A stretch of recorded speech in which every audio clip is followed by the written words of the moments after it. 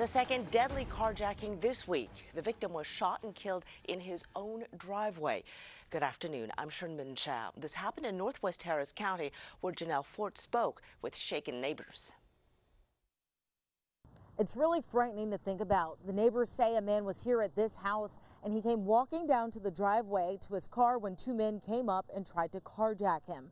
Neighbors say the man began arguing with the two guys. That argument escalated and one of those guys pulled out a gun, shot the man in the face and killed him, then took off in his car. Now, as you can imagine, neighbors on this block are feeling uneasy after this. I spoke with some of them earlier.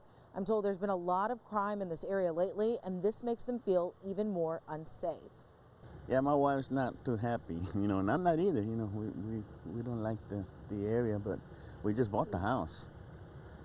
So I don't know what we're going to do now. Neighbors say this scare has put them on high alert, and they'll be taking extra precaution to not only protect themselves, but their property too. Standing for Houston, Janelle Fort, KHOU 11 News. And two suspects in Monday's deadly carjacking now charged with capital murder. HPD holding a press conference at 1 p.m. about Keisha Price's murder at a Southwest Houston gas station. Jeremiah Guillory and DeMarcus Boone are the suspects. This happened at a gas station off of Bissonnet and Leawood. Police believe Guillory and Boone are the men seen in the surveillance video pulling up to their car, riding bikes. Price was shot in the back seat as she tried to fight off the thieves. The two are set to face a judge later today. Sugar Land police have identified a body found in Oyster Creek yesterday as George Edgar Solis. He was reported missing in Brazoria County about a week and a half ago. Fishermen found the body not far from where his truck was abandoned. Police say at this time there is no sign of foul play. A driver plunges 3 stories from a parking garage this morning and is now in the hospital. That accident happened about 8 this morning on Kirby near Seuss in the Med Center. The SUV wound up wedged between the garage and a neighboring building. Take a look at that picture.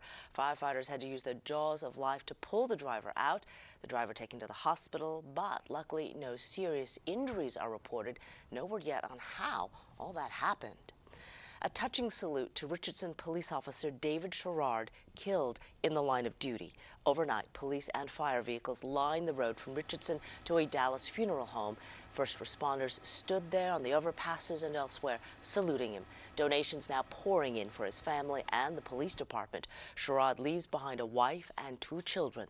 The alleged killer, charged with capital murder, a second person also killed following an argument that had escalated into gunfire. If you are heading out of town today, you may want to check your flight. Another round of winter weather hitting the Midwest, messing up a whole lot of travel plans. Nationwide, more than 900 flights already canceled. And right now, many airlines are waiving rebooking fees through Chicago. Let's check in with Brooks Garner for a look at our weekend forecast as well. Maybe a little bit of street flooding?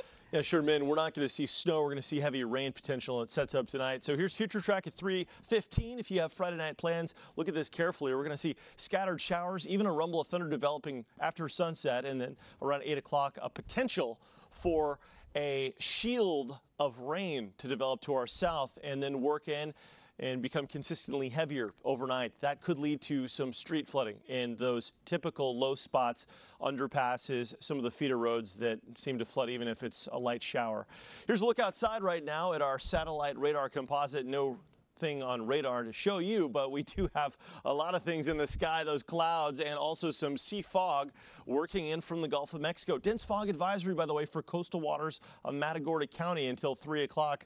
For everybody else, it's just kind of dreary outside. Not a bad day, much more mild than it's been as of late, with temps in the mid to upper 60s. We'll see a high today around 70 degrees. Rain chances increasing after sunset. 70, not 7 by 5 o'clock, 65 degrees by 9. So Sherman, get ready for a wet weekend, and that will have implications on Mardi Gras. We'll talk about that coming up. All right, bring those umbrellas. Thank you, Brooks. Nervous investors continue to keep a watchful eye on their money and Wall Street today after the Dow suffered its second worst point drop on Thursday. The Dow opened up more than 300 points this morning after a 1,032-point sell-off yesterday, but now it is sitting at 23,577, down about 200 points. Since late January, the index has dipped 10% from its record high. It is now in correction territory. Economists say there could be more choppy days ahead. Rallies could give way to more volatility. The second government shutdown in 3 weeks has ended almost as quickly as it started. Congress ended the 5.5-hour shutdown before the sun even came up. President Trump has signed that bill, and Mola Lenghi has more from Capitol Hill on what happened while you slept. President Trump has signed a bipartisan $400 billion budget agreement, ending a brief government shutdown that began just after midnight. He tweeted, "Just signed bill. Our military will now be stronger than ever before. We love and need our military and gave them everything and more. First time this has happened in a long time. Also means jobs, jobs, jobs." Is agreed to. The Senate approved the bill in the early morning hours, pushed past the deadline because of a long protest over the cost of the deal by Senator Rand Paul. The legislation sharply increases spending and the federal deficit. It's pure, empty partisan politics where people are saying, oh, it's okay for Republicans to have debts, but it was bad for Democrats to have debts. Then it was the House's turn to sign off on the legislation. This agreement accomplishes getting the resources that we need to rebuild our military. The bill is tied to a temporary 6-week agreement to allow time for the deal to be enacted. It includes increased spending for the military, domestic programs, and disaster relief. Most Democrats in the House voted against the spending bill, trying to use it as leverage to get a vote on immigration.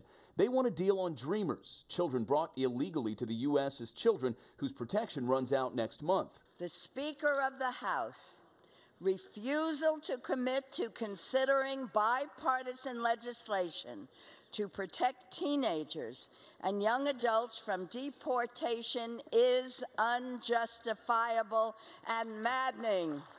That issue will likely be the next major showdown in Congress. Mola Lenghi, CBS News, Capitol Hill.